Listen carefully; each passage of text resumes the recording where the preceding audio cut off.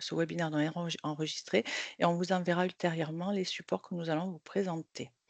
Donc, merci déjà à tous d'être présents. Nous allons vous présenter dans cette opération groupée qui est portée par l'AREA, la CCI Occitanie et la CMA Occitanie, pour vous accompagner dans votre sobriété hydrique.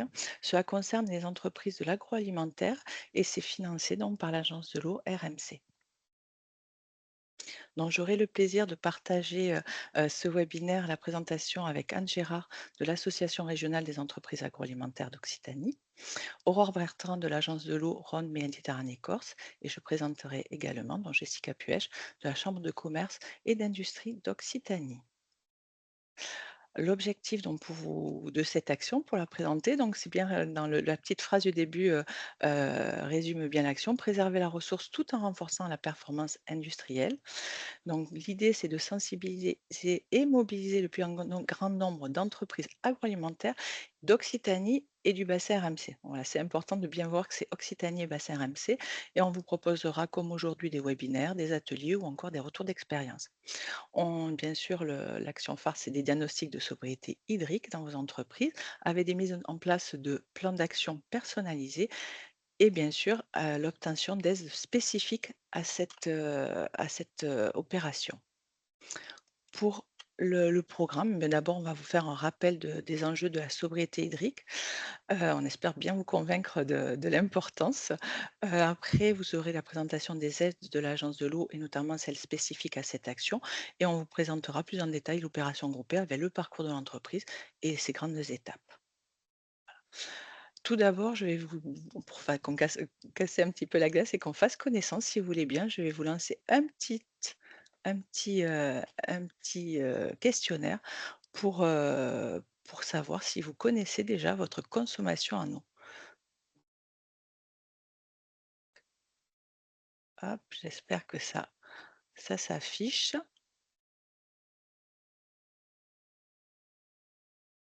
Est-ce que ça est-ce que vous le voyez? Oui, Super. Donc je vous laisse remplir, je vous laisse quelques secondes pour remplir. Si vous ne savez pas, vous pouvez mettre: «Je n'en suis pas sûr» et je vais commencer à afficher les résultats.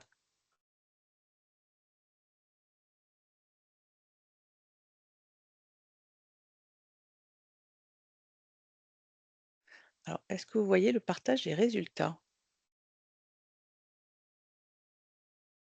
c'est pas le bon écran, Jessica, il faut repasser sur la slide. Ah, d'accord, merci.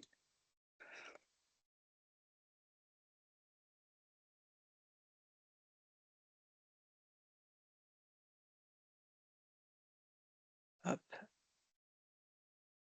du coup désolée, j'ai un petit peu de mal, je suis navrée. Est-ce que vous voyez les résultats ou pas?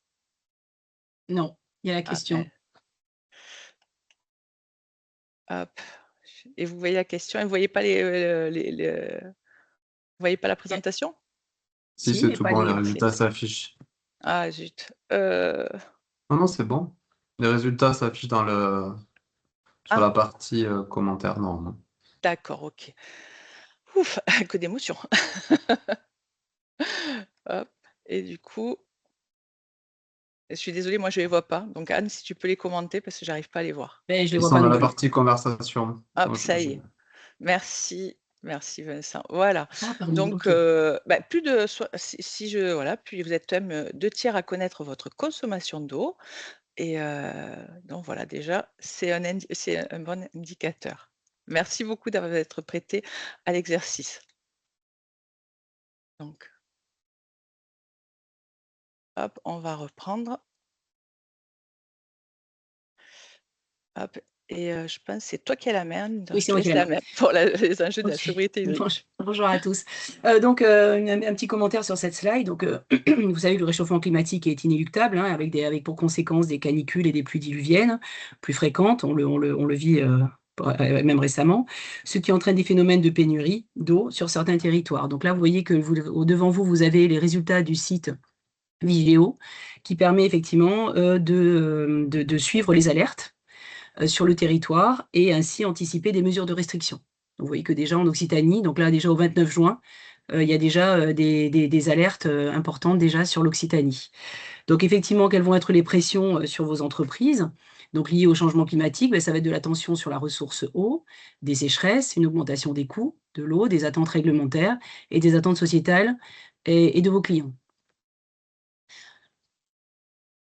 Hem, alors du coup, juste un petit focus sur cet arrêté, que j'espère que pour la plupart vous connaissez si vous êtes concernés. C'est l'arrêté du 30 juin 2023 qui est relatif aux mesures de restriction en période de sécheresse et qui porte sur le prélèvement d'eau et la consommation d'eau, qui concerne les ICPE, hein, qui sont donc soumises à autorisation et enregistrement et dont le prélèvement annuel est supérieur à 10 000 m3.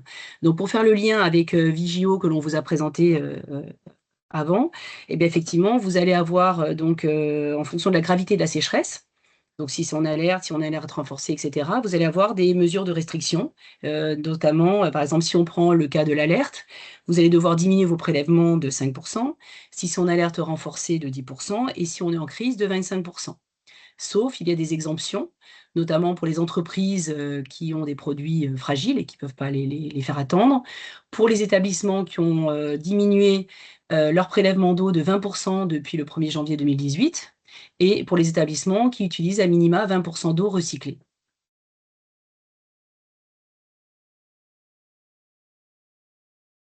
Alors, pour les entreprises agroalimentaires, l'eau est une ressource stratégique car elle est à la fois un intrant de production essentiel, un facteur de conformité réglementaire, un enjeu économique et un risque majeur pour la continuité d'activité.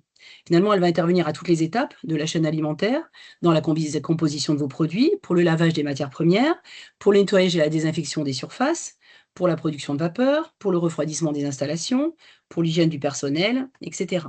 Elle influence directement la sécurité sanitaire des aliments. Elle est de plus en plus rare et de plus en plus chère. Donc la gestion de l'eau est considérée aujourd'hui comme un enjeu stratégique majeur dans les politiques RSE des entreprises et les plans de résilience. Alors là, c'est quelques chiffres de consommation de votre secteur. Donc vous voyez que déjà donc dans les usages industriels représentent 8 des prélèvements d'eau totaux et l'agroalimentaire dans ces 8 représente 15 ce qui fait 340 millions de mètres cubes d'eau par an. Donc ça représente 1,1 des prélèvements d'eau douce totaux en France. Sur ce tableau, vous avez quelques ratios spécifiques de consommation ramenés à la production généralement observée par filière. Donc vous avez quelques exemples dans la bière, le lait et cetera. Ces données sont indicatives évidemment et varient selon les procédés utilisés, la taille des installations, la nature des matières premières et les pratiques de gestion de l'eau.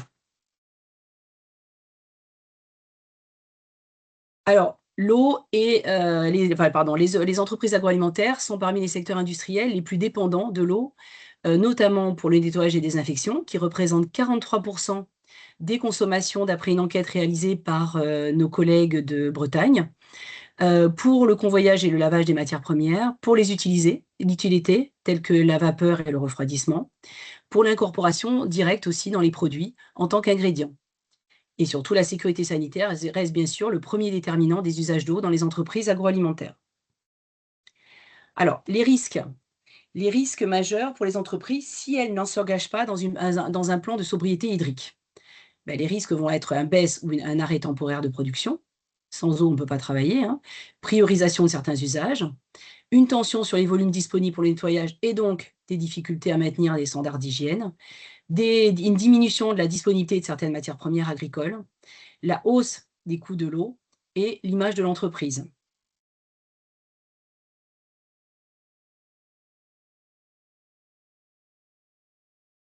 Alors maintenant, je vais vous parler effectivement de la stratégie des 3 R pour l'eau. Effectivement, c'est la stratégie, il faut bien respecter dans ce sens des 3 R, donc réduire, réutiliser, recycler. Donc réduire, c'est déjà une action qui peut coûter moins que les 2 autres actions et qui peut rapidement pouvoir faire une économie de 10 à 30 d'économie et avec ça, c'est des actions qui peuvent être simples comme, mettre en place les éco-gestes, suivre par exemple, détecter les fuites ou enfin suivre, ses compteurs. Et toute l'eau qu'on aura déjà économisée à ce niveau-là, ben, on ne la retrouvera pas à avoir à la réutiliser, à recycler ou à la traiter à la fin du circuit dans l'entreprise. Réutiliser l'eau, c'est de l'eau qui n'est pas encore passée dans la station d'épuration. On va pouvoir la réinjecter en amont dans le process avec la nécessité de bien connaître la qualité de l'eau nécessaire sur le point d'injection. Et après, on va passer au recyclage de l'eau, où là, effectivement, l'eau est passée dans...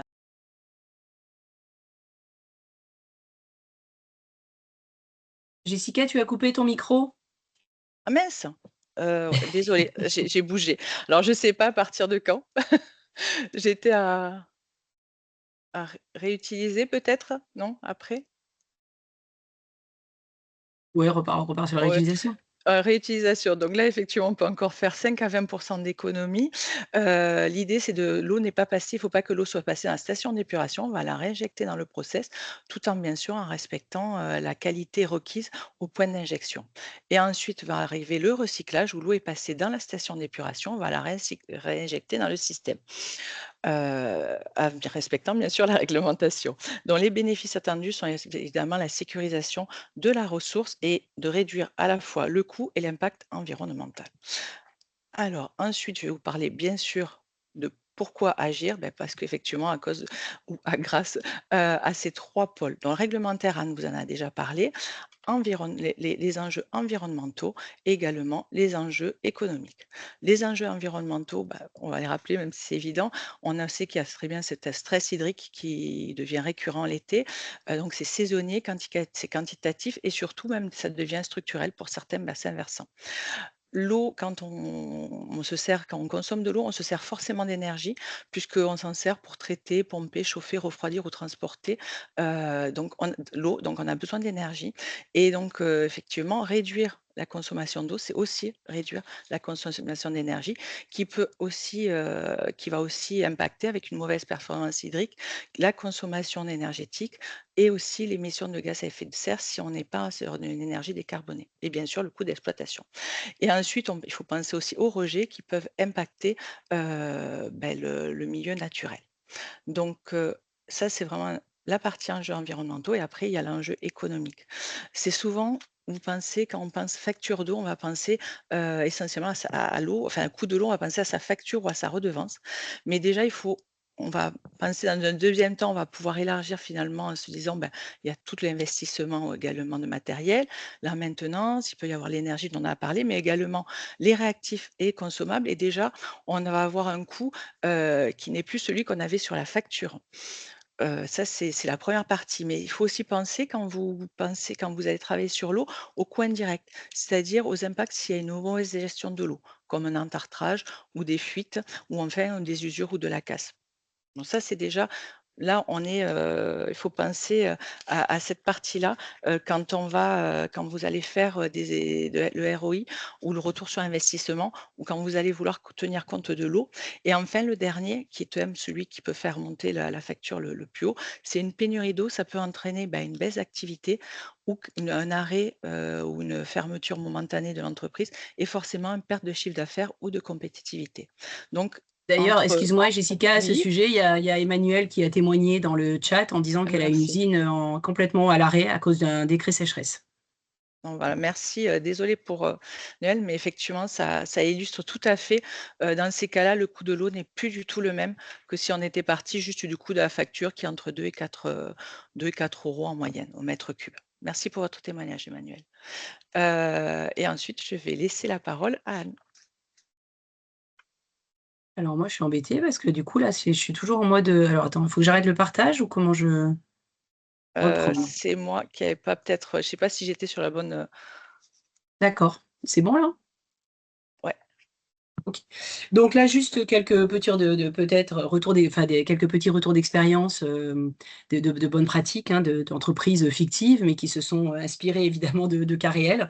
Donc là, vous avez par exemple sur cette slide, l'exemple d'une entreprise qui a mis en place une cartographie de ses flux d'eau Donc cette entreprise a 2 sources d'eau, donc que ce soit l'eau, potable publique et puis l'eau de forage, et on voit donc effectivement la répartition de ces consommations, ces postes les plus gros consommateurs, les eaux recyclées, les effluents, et en fait, grâce à cette représentation très visuelle, ça lui permet d'identifier les leviers d'action à mettre en place en matière de sobriété hydrique et de prioriser des utilisations en cas de restriction. Voilà, donc ça, c'est une première bonne pratique. Une deuxième, c'est là, vous avez un exemple de tableau de bord interactif, hein, où l'entreprise a un pilotage très fin grâce à des indicateurs voilà, sur le cas nombreux, hein, ça c'est vraiment le cas idéal, mais vous voyez que c'est vraiment intéressant parce qu'on voit les consommations journalières, on voit la répartition dans les ateliers, on voit des problématiques de fuite quand il y a des défaillances, etc. Donc là, ça permet vraiment un pilotage fin et de pouvoir réagir en temps réel et très rapidement en cas de défaillance. Là, un exemple d'une chaudière. Donc, effectivement, on n'y pense pas souvent, mais les chaudières vapeur on peut aussi avoir des actions pour réduire la consommation d'eau sur les chaudières vapeur. Donc là, sur ce petit schéma, vous avez quelques exemples d'actions à mettre en place, comme par exemple optimiser la purge, améliorer le traitement d'eau, donc là au niveau de l'adoucisseur, contrôler les fuites, réutiliser les condensats de vapeur d'eau. Après, c'est pas exhaustif, hein, mais l'idée, c'est de vous montrer quelques leviers que l'on peut avoir pour économiser l'eau. Ensuite, un point spécifique sur les autoclaves. Donc là, on est dans un cas fictif aussi d'une conserve de légumes. Et vous voyez que sur cette autoclave, l'entreprise va suivre les consommations de son autoclave. Donc, elle va avoir un sous-compteur spécifique dédié à son autoclave pour suivre cette consommation. Elle va travailler sur la suppression des fuites, elle va piloter les débits de refroidissement, la valorisation thermique des eaux chaudes, donc là aussi il y a un aspect énergétique qui est aussi très intéressant, et récupérer aussi les eaux de condensation. C'est juste une petite remarque quand même, hein, vous savez que pour les ICPE qui refroidissent plus de 10 mètres cubes par jour, il y a une obligation réglementaire d'être en circuit fermé. Un dernier petit point sur les bonnes pratiques. Donc là, c'est un guide que l'on a réalisé dans le cadre d'une action collective menée en 2025 auprès de 20 entreprises agroalimentaires réparties sur l'Occitanie. Et ce guide résume des bonnes pratiques réalisées dans ces entreprises, que ce soit sur la sobriété hydrique et sur la gestion des effluents. Vous auriez d'ailleurs le lien pour pouvoir télécharger ce guide. Je viens de l'installer dans la conversation. Je laisse la parole à Aurore. Tous. Donc, normalement, j'ai pris la main sur la présentation. Donc, je suis Aurore Bertrand, je travaille à l'agence de l'eau Rhône Méditerranée Corse. Donc, pour présenter rapidement l'agence de l'eau RMC, nous sommes un acteur de l'eau. Il existe 6 agences sur le territoire national. Donc, nous sommes répartis par bassin hydrographique, donc avec des spécificités d'intervention qui sont propres du coup aux conditions hydrographiques du territoire. Et donc, les agences perçoivent des redevances pour tous les usages de l'eau, le prélèvement, la pollution, et elles les reversent sous forme d'aide pour accompagner les projets, que ce soit qualitatif ou quantitatif, pour atteindre le bon état des eaux et préserver celles qui nous restent. Alors, voilà, je vais passer. Donc, les agences de l'eau, elles accompagnent autant les collectivités que le monde agricole et le monde économique. Donc là, moi, je vais vous présenter l'appui au monde économique dans le cadre de notre 12e programme d'intervention. Ce que je vais faire, c'est que je vais vous présenter les aides à titre individuel et après, je reviendrai un petit peu sur l'opération qui existe, qui a été lancée cette année par la CCI Occitanie et l'AREA Occitanie. Donc, l'appui au monde économique, donc pour l'agence de l'eau RMC, donc on va pouvoir nous amener des financements pour soutenir des opérations de réduction des pollutions. Alors, des micropolluants, alors c'est pas forcément spécifiquement votre cas dans le cas qu'on rencontre le plus souvent dans l'agroalimentaire, mais ça peut toutefois exister. Donc, on soutient les opérations de réduction des pollutions, la déconnexion des eaux de pluie des réseaux de collecte pour infiltration et récupération, donc la désimperméabilisation, Et on finance des projets d'économie d'eau donc sur tous les territoires. Donc c'est plutôt aujourd'hui l'objet de ce webinaire. Nos critères d'accompagnement principaux, alors ça, le plus important, je vais dire, vous l'entendrez peut-être encore après dans la présentation, c'est que pour que l'agence puisse vous aider financièrement, il faut surtout déposer une demande d'aide en amont de votre projet et ne surtout pas vous engager, signer un devis ou passer un marché avant d'avoir déposé votre demande d'aide sur notre portail et d'en obtenir un accusé de réception. C'est vraiment très important. Ensuite, on finance en ce qui concerne les projets de sobriété, enfin tous les autres aussi. On ne finance pas les projets qui sont liés à la création ou à l'augmentation d'une activité. Donc, en ce qui concerne la sobriété, ça veut dire qu'on va financer des projets qui vont conduire directement à une baisse de la consommation à iso-activité. Si jamais on a des projets qui concernent à la fois une augmentation d'activité et qui portent aussi sur une installation existante, on va pouvoir faire un prorata. Ça, c'est tout à fait possible. On ne finance pas les projets qui sont liés à l'entretien courant des installations. On ne peut pas financer des projets qui sont portés par des entreprises en difficulté financière. Ça, c'est l'encadrement européen des aides qui nous l'impose. Et on ne finance pas non plus les projets qui visent à répondre à une mise en demeure par arrêté préfectoral. Il vaut toujours mieux anticiper que de se retrouver dans cette situation, sinon effectivement les financements ne seront pas possibles. Donc de manière générale, le montant minimum des travaux à engager pour pouvoir bénéficier d'une aide, il est de 10 000 euros. Et ensuite, les taux d'aide, ils sont variables selon la taille de l'entreprise. On distingue grande entreprise, moyenne entreprise et petite entreprise. Et ensuite, ils sont régis par l'encadrement européen des aides, sachant qu'on applique en priorité le règlement des minimis quand c'est possible. Donc, en règle générale, dans le cadre de notre 12e programme, donc pour les 5 ans encore à venir jusqu'en 2030, on accompagne à titre individuel en ce qui concerne la sobriété en eau, les études et les travaux d'économie d'eau de plus de 2000 mètres cubes d'économie par an. Donc ça va pouvoir porter sur plusieurs aspects en même temps, enfin soit seul, soit combiné. Ça peut être des actions de réduction des pertes en eau, donc la réduction des fuites dans les réseaux, la mise en place de dispositifs hydroéconomes, par exemple pour toute la partie nettoyage et désinfection qui effectivement représente généralement une grande partie de vos consommations en eau. On finance également des technologies pour traiter l'eau, pour la réutiliser et la recycler en interne. Après, il y a effectivement aussi la notion de réutilisation des eaux usées traitées, mais là, on en parle plutôt quand l'utilisateur final de l'eau usée ne va pas être le producteur. Quand c'est du recyclage en interne, on est toujours bien sur ces opérations-là. Et on va pouvoir financer aussi les dispositifs de récupération des eaux pluviales quand ils vont conduire à une économie d'eau.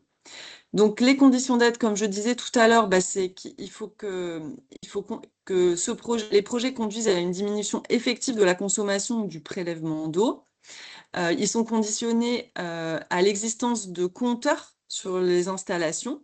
Par contre, si vous disposez uniquement d'un seul compteur et que vous pensez que pour le pilotage de votre consommation en eau, vous avez besoin de mettre en place des sous-compteurs, ça c'est possible de se les faire financer dans le cadre d'un projet global d'économie d'eau. Et donc, la condition d'aide, c'est de pouvoir réaliser plus de 2000 mètres cubes par an d'économie. Le montant, alors ça c'est les principales conditions, le montant maximum de travaux éligibles, il va être plafonné à 40 € par mètre cube économisé par an. Donc on va prendre le volume économisé, on va le multiplier par 40 € par mètre cube et on va avoir un montant max de travaux qui va être éligible aux aides. Et à ce montant, on va appliquer un taux de financement. Donc ce taux, il varie en fonction de la taille de l'entreprise, donc c'est un taux maximum, entre 40 et 60% d'aide. Donc 40% de financement pour les grandes entreprises, 50% pour les moyennes et 60% pour les petites entreprises. Et ensuite, on va vérifier que les conditions remplissent bien les règles de l'encadrement européen des aides publiques. Je vous précise également, parce que là j'ai donné des taux, et c'est évidemment un peu aussi le nerf de la guerre. Quand on intervient sur une installation existante, par exemple quand il s'agit de réduire les fuites, ou modifier un dispositif existant, dans le cadre de l'encadrement européen des aides, on va également réduire ce taux. Donc ça, c'est pour les opérations individuelles. Quand vous avez un projet qui est supérieur à 2000 m3 d'économie d'eau par an, vous avez sur notre programme d'intervention entre 2025 et 2030, vous pouvez déposer une demande d'aide dans ce cadre. Ensuite, et c'est l'objet de ce webinaire, de vous présenter l'action qui est financée aujourd'hui.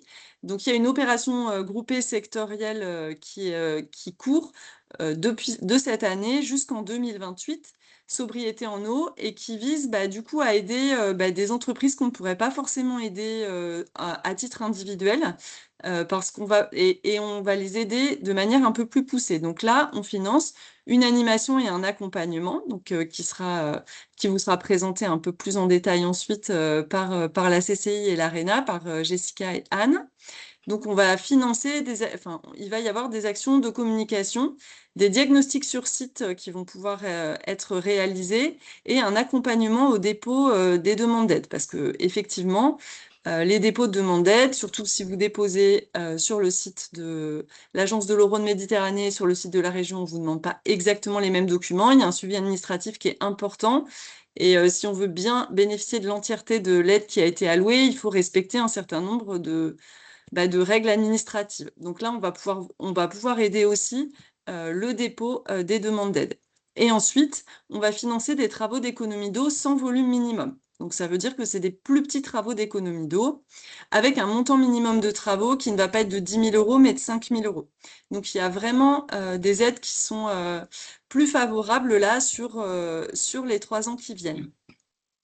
Le taux d'aide, il va rester de 40% pour les grandes entreprises dans le cadre de ce projet, mais par contre, il va pouvoir monter pour les petites et moyennes entreprises jusqu'à 70%, toujours selon l'encadrement européen des aides et avec toujours un abattement du taux si on intervient sur des installations existantes.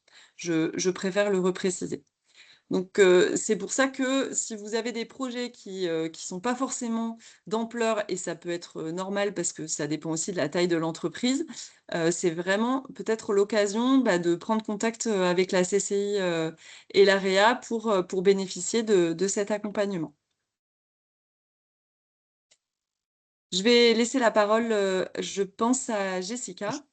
Juste, Qui va vous Aurore, je présenter voulais. plus en Attends, détail le dispositif. Oui, juste Aurore, de Merci. peut-être préciser que pour notre action CCI, AREA, CMA, c'est pour les entreprises agroalimentaires, mais qu'il y a une autre action en parallèle pour les coopératives agricoles viticoles. Oui. Voilà, qui est à peu près la même chose, hein. Je pense que c'est le même type de dossier, mais que les entreprises sont plutôt orientées vers ce type d'entreprise, de coopérative, sur cette autre opération groupée.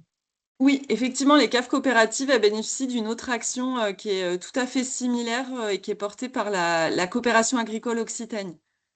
Mais c'est que les cas viticoles, hein, on est d'accord? Ouais, ok. Voilà. Donc, pour les autres Enfin, ça peut être cave, mais ça peut aussi concerner uniquement l'activité d'embouteillage. D'accord. Ok, bon, c'était mieux. Tous Merci les pour la précision. adhérents LCAO. Ouais. Ok. Merci. Donc maintenant, effectivement, on va vous expliquer un petit peu comment ça se passait. Donc, il va y avoir dans un premier temps un état des lieux pour voir si vous êtes éligible et si c'est intéressant pour vous de rentrer dans le process, on va dire. Ensuite, il va y avoir un diagnostic de sobriété hydrique. On construira ensemble un plan d'action personnalisé et là, vous aurez où vous avez besoin d'aide et on va effectivement vous aider au chiffrage, au montage du dossier, au dépôt de dossier également. Et puis après, il y a les travaux et on ira jusqu'à vous aider à la demande d'aide de paiement. Et on se reverra entre 6 mois et 1 an après pour faire un point, voir comment où vous en êtes. Et puis effectivement, ce sera aussi le cas si vous ne faites pas d'action, s'il n'y a pas besoin d'aide, mais que vous pouvez faire les actions directement. Je vais... Hop, ouais. Juste un petit focus sur chaque étape.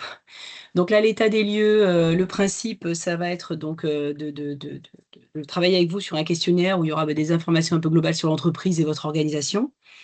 votre fonctionnement, voir quelles sont vos consommations d'eau globales, quelles sont les consommations aussi, vos postes consommateurs, et le coût aussi, le coût de l'eau, et quels sont effectivement les travaux que vous avez déjà engagés sur le sujet de la sobriété hydrique, et surtout aussi voir quel est le potentiel d'économie possible. Et à ce moment-là, en fonction de ce premier travail ensemble, on vous orientera vers la suite qui sera donc le diagnostic approfondi. Voilà, si vous êtes effectivement éligible et s'il y a matière à effectivement pouvoir économiser de l'eau. Super. Donc effectivement, le diagnostic, ça se passera, en entreprise. On aura une visite de site. On va recueillir des données supplémentaires et identifier, vos usages de l'eau. On va aller aussi sur une évaluation de différentes thématiques et ça donnera lieu donc à une restitution avec une support personnalisé où on va étudier, comme l'a dit Anne, on vous fera un bilan de vos consommations, des usages, le coût de l'eau et votre contexte aussi hydrique pour que vous sachiez, dans quel contexte vous vous trouvez. On fera un retour sur ce bilan d'évaluation, un synoptique et ensuite on fera, comme on l'a dit, une proposition d'action et on fera surtout ce plan d'action, on le montera ensemble pour voir ce qui correspond le mieux à votre entreprise. Heu Ensuite, viendra le temps, de voir si vous voulez engager ces travaux ou ces études et là, on va vous aider au montage, au chiffrage de ces investissements. Alors je précise à chaque fois, il y a des jours qui sont, mis à côté de chaque étape. C'est pas le temps qu'on va vous solliciter, c'est le temps qu'on va dédier à cet accompagnement. Là, c'est en 2 temps, donc on a toute la partie montage technique et financière parce qu'effectivement, il faut aller, voir les financements qui sont disponibles. Il va falloir structurer ce projet d'investissement et identifier également aussi les dispositifs d'aide, notamment l'agence de l'eau ou la région. Ensuite, il va y avoir cette partie de dépôt de dossier et on va vous aider à constituer ce dossier, à vérifier notamment que le dossier est complet et ensuite vous aider à déposer, auprès des plateformes, de financement. L'idée, c'est vraiment de sécuriser et de vous faire gagner du temps, accélérer la mise en œuvre de vos investissements et comme on vous le disait, une fois que cette partie-là est réalisée, on vous accompagnera aussi jusqu'à la demande de paiement. Hop. Là, Voilà. l'idée, cette dernière étape, c'est de ne pas vous laisser au milieu du gué. L'idée, c'est vraiment de vous accompagner jusqu'au bout, de vous revoir 6 mois, 1 an après le diagnostic, pour voir avec vous les lever des freins, si vous avez s'il y a des ajustements à avoir de votre plan d'action. Et puis, s'il y a un financement ou pas de financement, hein, même si vous ne recherchez pas des financements, c'est vous aider aussi à suivre votre plan d'action et vous accompagner.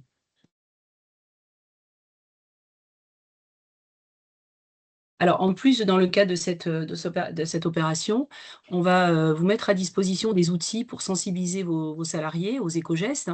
Ce qu'il faut savoir, c'est qu'il y a un vrai levier d'économie d'eau, hein, ne serait-ce que sur cette partie-là, un petit peu d'organisation. Il y a des retours d'expérience qui nous montrent qu'on peut gagner jusqu'à 10% sur la consommation d'eau. Voilà, donc de la mise à disposition d'outils. Après aussi, des valorisations de vos bonnes pratiques sous forme de petites vidéos. L'idée, c'est vraiment voilà, de valoriser ce que vous faites et aussi de pouvoir échanger entre vous. Je pense que c'est toujours intéressant d'avoir des retours d'expérience de vos pairs. Pour vous aider à avancer. Et puis, le guide dont on a parlé précédemment, on ira aussi l'amender, le remettre à jour avec des bonnes pratiques dans le cadre de cette action. Donc, pour finir, l'idée, c'est vraiment d'être à vos côtés, de vous accompagner sur ces sujets. Et là, on va vous demander, donc vous avez un petit questionnaire pour voir avec vous les webinaires à venir, puisqu'on va organiser des webinaires thématiques tout au long de cette action hein, qui se termine, je ne sais pas si on l'a précisé, fin décembre 2028. Voilà, donc avec des sujets techniques. Donc, merci de répondre à ce questionnaire qui nous permettra d'adapter au mieux nos travaux. Voilà, donc vous avez 5 petites questions, si vous pouvez répondre, notamment sur le format qui vous paraît le plus, adéquat à votre besoin. On va après aussi reprendre, donc on va vous laisser le temps de remplir, mais à la suite, on vous présentera aussi, toute l'équipe qui va vous accompagner. Donc on va vous laisser une petite minute pour répondre si vous voulez bien.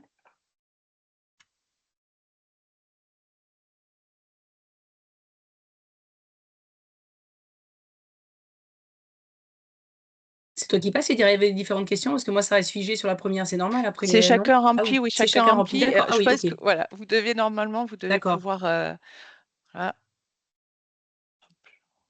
hein. Donc, la deuxième question, c'est: quelle thématique souhaitez-vous aborder lors des prochains webinaires? Donc, voilà, 2-3 choix maximum, s'il vous plaît. Puis après, voilà, l'évaluation de ce webinaire. Savoir si vous souhaitez qu'on vous recontacte. Et puis, si vous pouvez, voilà, ça fonctionne pas toujours, si vous laissez, savoir qui a demandé à être contacté. Donc merci de laisser vos coordonnées, votre mail, dans normalement, ce qui est destiné au nuage. Voilà. Sachant Et qu'on peut mettre qu'un choix, hein, Jessica. bon, bah, alors c'est qu'un choix, pourtant j'avais, mis plusieurs. Hop. Bon, bah, déjà un choix si vous pouvez. Oui, voilà, après, de toute Ouais. façon, vous pouvez toujours revenir vers nous après, hein. Donc hop, je vais, arrêter le partage et je vais relancer la présentation. N'hésitez pas, effectivement, s'il y a qu'un choix, on va à mettre dans les actions, dans la dernière question, de mettre d'autres, s'il y a d'autres thématiques, n'hésitez pas aussi à préciser. Et on va vous voilà. Et je pense que là, vous voyez, effectivement, on va vous présenter peut-être l'équipe entière, puisqu'on on n'est pas tout seul, on est plusieurs sur l'action. Bon, je te laisse démarrer, Anne, si tu veux, peut-être? Si tu veux bien? Oui, donc au niveau de l'AREA, on est 2, donc moi-même, et ma collègue, Nadia Muller, qui viendra en renfort, sur ce projet. Alors nous, ça va être par département, donc on a 2 collègues, Sonia Poulot et Caroline, sur les Pyrénées-Orientales. Sur l'Aude, on a David et voilà, et puis sur l'Hérault, il y aura moi-même et Priscille sur le Gard. Vous allez voir leurs coordonnées à chaque fois si vous voulez les contacter en direct. Et je ne sais pas si Fabrice veut intervenir pour dire, effectivement, au niveau de la CMA, c'est la même répartition avec, effectivement, sur les Pyrénées-Orientales, il y aura Mathieu. Sur l'Aude, il y aura Justine sur l'Hérault et Auréliane sur le Gard. Voilà, on en va vous remercier donc de votre attention, et vous proposer, si vous voulez bien, de poser vos questions. Je ne sais pas si on va aller regarder s'il y a quelques questions dans la conversation.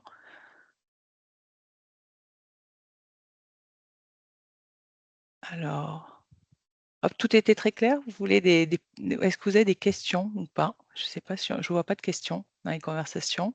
Question qui demandait si les diapositives seraient transmises aux participants. Oui, Mmh. ça, voilà, Oui, oui, oui. oui. Heu, mmh, je travaille Moi, j'ai une oh, petite précision du coup, Aurore, parce que j'ai eu le cas là dans une entreprise, pour de la reuse. Donc l'idée c'est de retraiter donc les eaux usées, à destination de producteurs locaux. C'est-à-dire qu'en fait, cette eau servirait, mais donc servirait à arroser, les cultures qui sont, à côté de l'entreprise. Ça, a priori, comme tu l'as expliqué, c'est pas éligible. Si, c'est juste que en fait, ça fait on va dire que la fiche, on a des thématiques d'aide spécifiques. La thématique sobriété, comme je l'ai présentée pour les projets de plus de 2000 mètres cubes, elle prend en compte le recyclage en interne et pas la réutilisation des eaux traitées. La réutilisation des eaux traitées, par contre, elle est éligible aussi à nos aides. On peut financer les études et les travaux. Après, c'est sous d'autres conditions, mais qui sont quand même, on peut dire, sensiblement identiques pour les acteurs économiques. Il faut surtout, par contre, bien garder en tête que si on réutilise l'eau traitée, les eaux usées traitées, il faut bien que ça vienne en réduction d'un prélèvement existant pour les cultures qui seront irriguées. Voilà, c'est D'accord. pas pour développer l'irrigation, enfin en tout cas, nous, Oui, on ne on est financera d'accord. pas des projets qui visent à développer l'irrigation autour de l'entreprise. Mais par contre, Donc là, c'est tout à fait possible de l'étudier.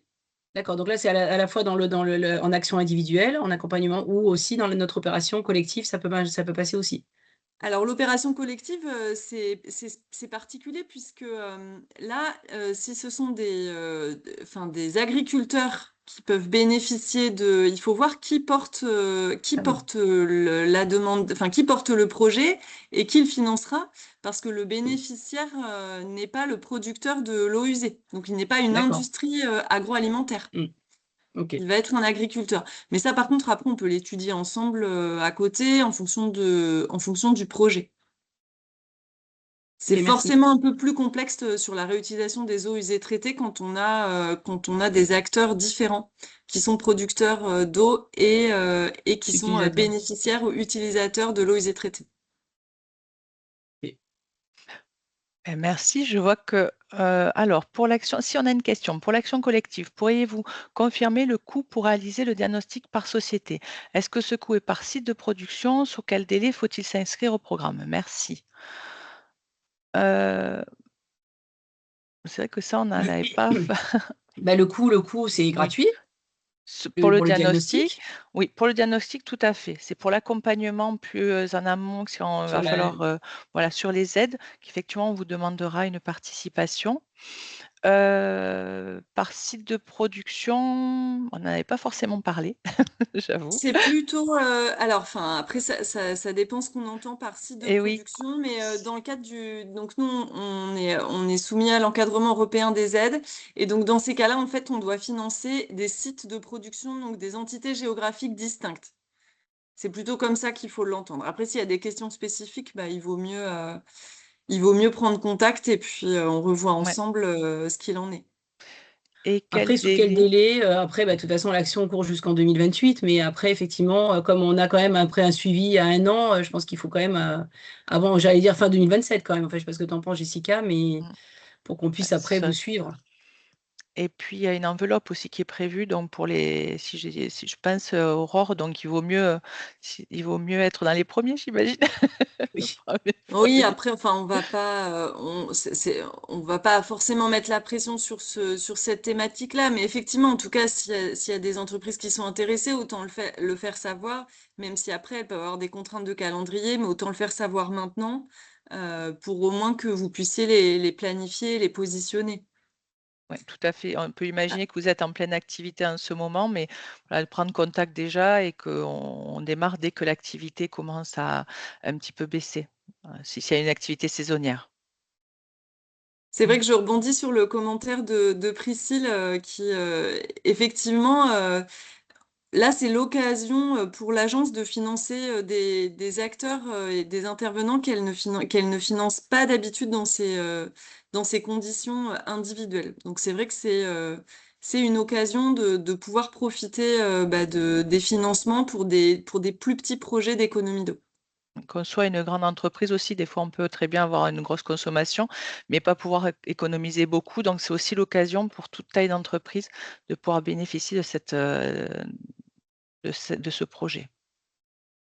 Bon, Et ben, puis on surtout a ouais, vas-y, et puis excuse-moi, surtout Anne. anticiper, comme on l'a vu là même au niveau de la réglementation, il y a tout intérêt à anticiper et économiser l'eau, hein, si, on ne veut pas se retrouver dans des situations, bah, comme a parlé Emmanuel, notamment en Bretagne là. Voilà, sur le site de Bretagne, c'est sûr que Ouais, c'est donc tendu maintenant de plus en plus pour les entreprises agroalimentaires. bah, si on n'a pas de questions, on voulait 3/4 d'heure, on a pu tenir, donc voilà. On verra si le timing qui vous convient le mieux, mais on voulait que ce soit assez rapide. Donc voilà, ben, on va vous remercier pour votre attention et on reste à votre disposition. On va vous envoyer dans ce support. N'hésitez pas à nous contacter et si vous avez laissé, vos coordonnées, on va vous recontacter. Merci beaucoup. Merci. Merci à tous, au revoir. Au revoir, bonne À très journée. vite surtout. À très vite surtout, oui. Bonne journée. Au revoir.